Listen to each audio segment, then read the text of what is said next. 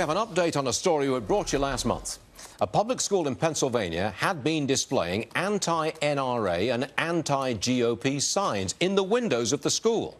Our next guest exposed what was happening. Former Trump surrogate Erin Elmore joins us now. All right, Erin, you came on the show, you told us about these signs, but I understand that yesterday that school was used as a polling station. It was. Were the signs taken down? Oh, of course not. They just covered them up with very thin paper so you could still see through them, and tape so they were flapping in the wind so you could still read the messages.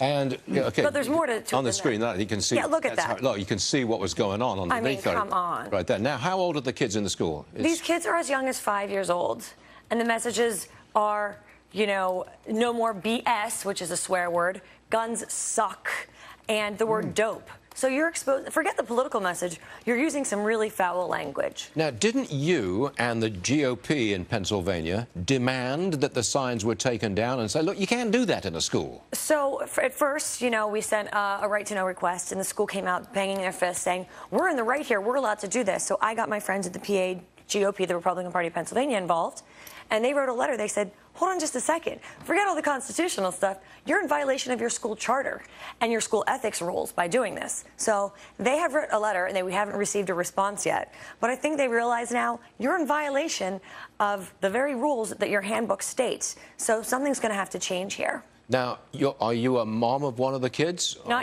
my son is 5 years old, and this is the district where I pay taxes and where we walk past every day and where he would go to school next year. What's the reaction of other parents? Truthfully, they're not very happy with me. Really? Because they think I have put them at risk because people are calling the school. Listen, I love my friends, and I love my friends' children, and I love all children. I want everyone to be safe. But I think the real message here is that if a school wants to indoctrinate and use kids as young as 5-year-olds as shields and expose them to very adult and very controversial issues like the Republican Party and the NRA, you have to be prepared for adult consequences.